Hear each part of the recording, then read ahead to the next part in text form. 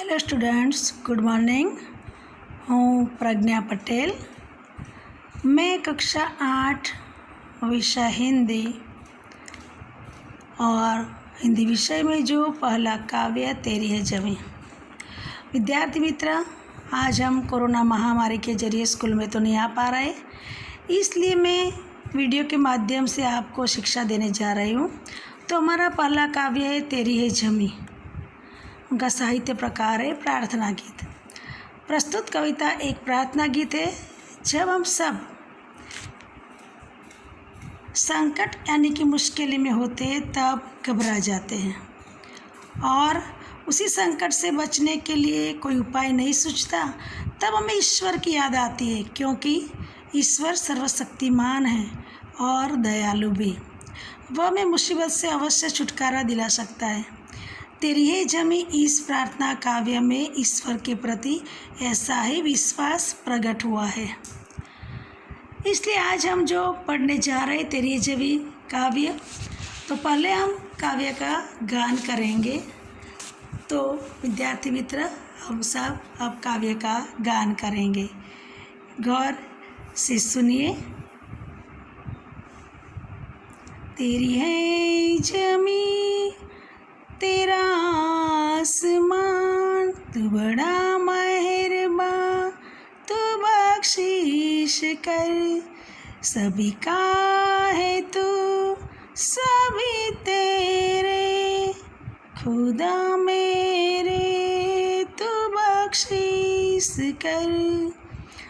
तेरी मर्जी से मालिक हम इस दुनिया में आए, तेरी रहमत से हम सब ने ये जिस्म जा पाए। तू अपनी नज़र हम पर रखना, किस हाल में है ये खबर रखना। तेरी है ज़मीं तेरा आसमां, तू बड़ा मेहरबान, तू बख्शिश कर। तू चाहे तो हमें रखे, तू चाहे तो हमें मारे। तेरे आगे झुका के सर खड़े हैं आज हम सारे।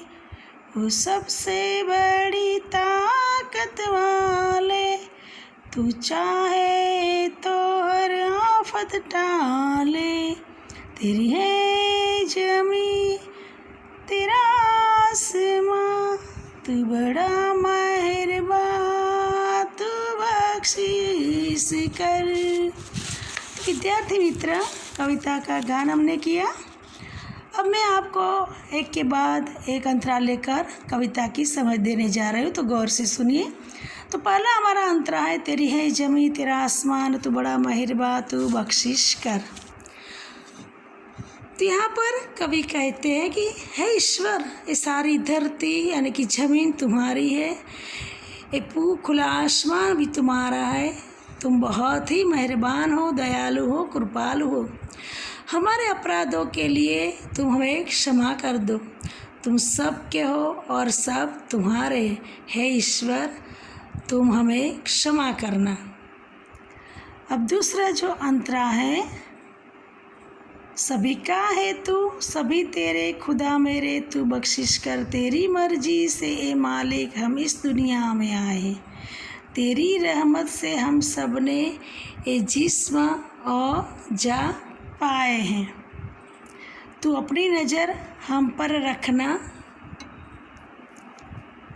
किस हाल में है एक खबर रखना। तो दूसरे अंतरे में कवि कहते हैं, हे मालिक, हे दुनिया के मालिक, तुम्हारी इच्छा से ही हम इस दुनिया में हमारा जन्म हुआ है, इस धरती पर हमने पैर रखा है। तुम्हारी ही मर्जी से हमें शरीर और ये प्राण मिले हैं। तुम हम पर अपनी कृपा दृष्टि बनाए रखना। हम किस हालात में हैं, किस हाल में गुजर रहे हैं, इसकी हमेशा हमेशा आपको खबर रखनी है। अब तीसरा अंतरा जो है, तू चाहे तो हमें रखे, तू चाहे तो हमें मारे, तेरे आगे झुका के सर खड़े हैं आज हम सारे। वो सबसे बड़ी ताकत वाले, तू चाहे तो हर आफत टाले, तेरी है जमी तेरा आसमां, तू बड़ा मेहरबान, तू बख्शिश कर। हे ईश्वर, तुम चाहो तो हमें जीवित रख सकते हो, तुम चाहो तो हमें मार सकते हो। आज हम सब तुम्हारे आगे सिर झुकाकर खड़े हैं, हम तुम्हारे शरण में आए हैं। हे सर्वशक्तिमान, तुम चाहो तो हम पर आए हर आफत, हर संकट आप दूर कर सकते हैं, क्योंकि आप ही सर्वोपरि है, आप सर्वशक्तिमान हैं। आजकल हम देखते हैं कोरोना महामारी जो आई, ऐसी स्थिति में भी भगवान ने कई लोगों की रक्षा की है। उनके हाथ में हमारी डोर है, उन्होंने जिसे चाहा उसे ऊपर उठा लिया है, जिसे चाहा उनकी जो जीवादौरी लंबी भी कर दी है। इसलिए हे प्रभु, हमारा जो जीवन है आप ही के हाथों में है। तो विद्यार्थी मित्र, मैंने कविता की समझ दी, अब मैं गुजराती में आपको समझ देने जा रही हूँ। तो पहला जो हमारा अंतरा है कि तेरी है जमी तेरा आसमां, तू बड़ा मेहरबान, तू बख्शिश कर। हे ઈશ્વર, આખી ધરતી તમારી છે, આકાશ પણ તમારું છે, તમે ખૂબ જ દયાળુ છે। તમે અમારા અપરાધો માટે, ગુનાઓ માટે અમને ક્ષમા કરજો। તમે બધાના જ છો, અમે બધા તમારા છીએ। હે ઈશ્વર, તમે અમને ક્ષમા કરજો। બખ્શિશ करना यानी कि भेंट, यहाँ पर कैसी भेंट करनी है, यहाँ तो कई भेंट આપવાની છે, અમને માફ કરવાના છે। હવે બીજો अंतरो, तेरी मर्जी से मालिक हम इस दुनिया में आए हैं, तेरी रहमत से हम सब ने ये जिस्म जा पाया है। तो ये भगवान તમારી મરજીથી જ એ દુનિયાના માલિક, તમારી ઈચ્છા વિરોધ તો અહીંયા પાંદડું પણ હલતું નથી, માટે એ દુનિયાના માલિક તમારી ઈચ્છાથી જ આ દુનિયામાં અમારો જન્મ થયો છે। તમારી મહેરબાનીથી જ અમને આ શરીર અને જીવ મળ્યા છે। તમે અમારા ઉપર તમારી કૃપા દ્રષ્ટિ રાખજો। અમે કઈ સ્થિતિમાં છીએ, અમે કેવા હાલાતમાંથી ગુજરી રહ્યા છીએ, એ બધી જ ખબર તમારે હંમેશા માટે રાખવાની છે। હવે છેલ્લો અંતરો, तू चाहे तो हमें रखे, तू चाहे तो हमें मारे, तेरे आगे झुका के सर खड़े हैं आज हम सारे। वो सबसे बड़ी ताकत वाले, तू चाहे तो हर आफत टाले, तेरी है जमी तेरा आसमां, तू बड़ा मेहरबान, तू बख्शिश कर। हे ईश्वर, તમે ઈચ્છો તો અમને જીવતા રાખી શકો છો, અને તમે ઈચ્છો તો અમને મારી પણ નાખી શકો છો। અમારા જીવનની દોર તમારા હાથમાં જ છે। આજે અમે સૌ તમારી આગળ માથું નમાવીને ઊભા છીએ, અમે તમારા શરણે આવ્યા છીએ।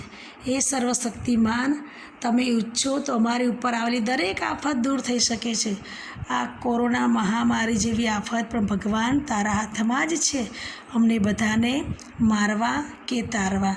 તો હે પ્રભુ, આજે અમે તમને પ્રાર્થના કરીએ છીએ કે અમારા કોઈ પણ ગુનાઓ હોય તો અમને માફ કરી દો, અને આવી મહામારી અને મુશ્કેલીઓમાંથી અમને બચાવી લો। હે પ્રભુ, અમે તમને પ્રાર્થના કરીએ છીએ, તમારા શરણે આવ્યા છીએ। તો વિદ્યાર્થી મિત્રો, હવે આ પ્રાર્થનાની સમજ મેં તમને આપી દીધી। अब क्या करना है, अब हमें शब्दार्थ के प्रति गौर करना है। तो यहाँ पर गौर कीजिए, मैं आपको शब्दार्थ